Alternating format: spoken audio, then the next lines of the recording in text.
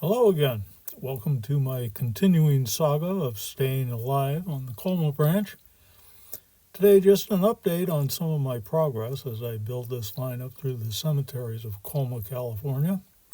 I thought we'd follow this Fairbanks Morse cab hop down through some of the preliminary moonscape of styrofoam and plaster, and then follow a short train, referred to as the hill job, make its way back up the line on some of the more developed, if you will, areas that make up this unique line through the cemeteries. Looking at this, you'd think we just had a snowstorm, but no, it doesn't snow here much, just twice in my lifetime, and you certainly didn't have to worry about going out and plowing it. So here's the hill job making its way up the grade on its way to Colma and the southern part of San Francisco. As I explained in a previous video, this was part of SP's original main line into San Francisco. It climbs a grade through Colma and Daly City at the base of San Bruno Mountain. Here we're crossing Old Mission Road, just to the northwest of Holy Cross Cemetery. The line was severed in the 1940s, so there was no longer any through service on it, but there were still customers along the line that would be served by this train coming up from South City. These customers would dry up over the years, and the line would be cut back bit by bit as well. But for quite a while, this line would continue in operation. The station at Holy Cross was just across Mission Road there, and I'm very much looking forward to modeling that. A shot of an old excursion coming by it, but kind of excited to get going on this project. Looking forward to it. So now I think I'll give you a couple of before and after shots. We'll use our Fairbanks Morse cab hop to kind of direct us. But here we see the hill job coming by that spot. You can see it as it makes its way upgrade into Cypress Lawn Cemetery below the columbarium there and up above the duck pond, where a lot of us kids had a lot of fun over the years, up there feeding the ducks, running around acting crazy. Probably sounds somewhat sacrilegious being at a cemetery, but Mom never said anything. We went up there a lot, so had a good time. Anyway, I'll leave it to you to enjoy as well. There's a picture coming up here of what it really looks like. And you can decide for yourselves whether I'm close to it or not, but I like it anyway. Brings back a lot of memories, and I really enjoyed it. Very pretty spot. Here's a picture I'm adding in. This line was actually double tracked through this area. I'll get onto that history more down the line, but a good friend took that picture and thought I'd include it. Continuing along our journey here, we get to see our cab hop pass by the gate to Cypress Lawn. Wonderful gate. Built in 1892. Beautiful stonework. Get a chance to watch our hill job pass underneath it. So we'll watch that. The hill job at this point in time is not a real long train. Again, there aren't that many customers on the line anymore. And it only goes to the southern part of San Francisco. But kind of an interesting assortment of goods and what it's hauling. One thing's kind of interesting, like railroads always being mysterious in some ways. Here's a Pacific Electric boxcar. Holy cow, where in the heck did it come from? Wonder where it came from and where it's going and what it's got. Getting up past Cypress Lawn, our cab hop is going by a cemetery, Salem, old Jewish cemetery that I'm going to model. Interesting in that its beautiful palm trees are there, still there. They've been there for a long, long time.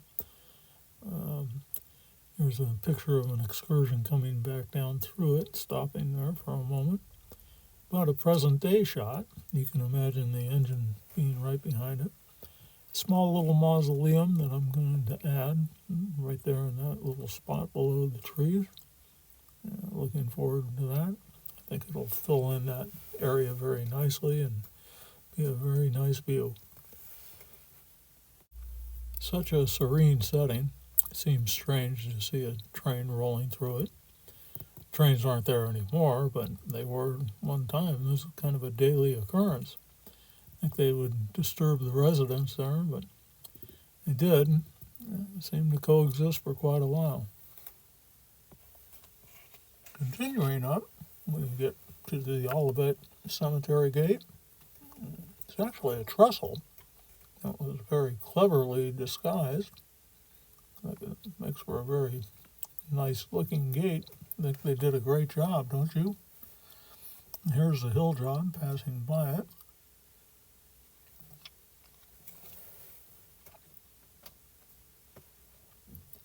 Rather imposing picture of a consolidation with a whaleback tender standing on top of it, and a trestle with a streetcar going under it.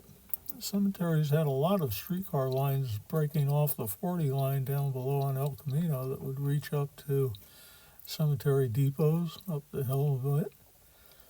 Here we see the end of the hill line and its iconic caboose, an old RPO turned into a caboose and specifically left to this assignment. It's an iconic part of the line. Many people remember it. As kids, we even hopped that and rode it down to Orange Park down in South City. Had a ball. Never got thrown off, but were scared.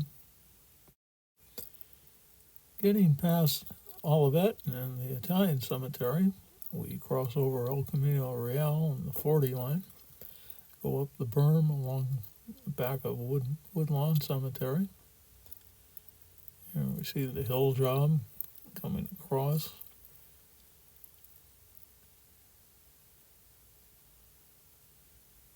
It's moving. Nothing on El Camino is moving.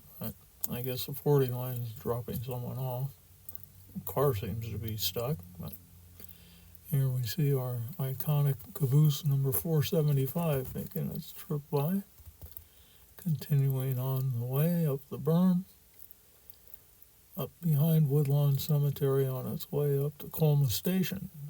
Just a little bit farther beyond the turn there.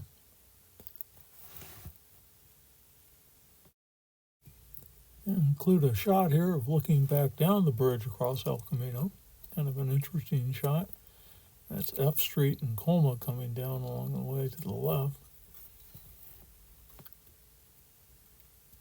And now I'd like you to kind of follow along with a mystery of mine. We're taking a look at the 40 streetcar right out in front, but the building up behind is really a standalone structure that I had to include. And as I was looking into photographs, trying to find out things about it, I ran across some of these old photos. Now this is where the mystery begins.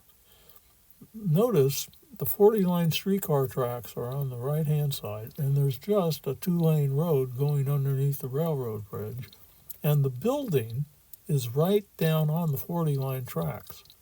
This is a picture taken from the bridge right up above that, and you can see how El Camino is really getting congested here. In fact, it was called the bottleneck.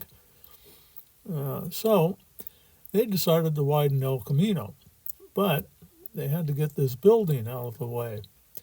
So going up to the Colma Historical Society, I got some help, and some of the stories started to become clear that this house was actually moved back up onto the hill up behind it. I can't imagine doing that, but somehow it got up there, because from its perch right here down on El Camino, it ended up way up above. So I don't know what the story is. I continue to try and investigate. I'm going to see if I can contact somebody. This is the Bocci family's residence, and I'm sure they must know something about it. They are still in business, so I hope to get up there someday and uncover some of this mystery. But I absolutely had to include this on the layout, so let's scratch together something and we'll get it up there. One of the interesting things and part of the mystery is the roof line is almost castle-like.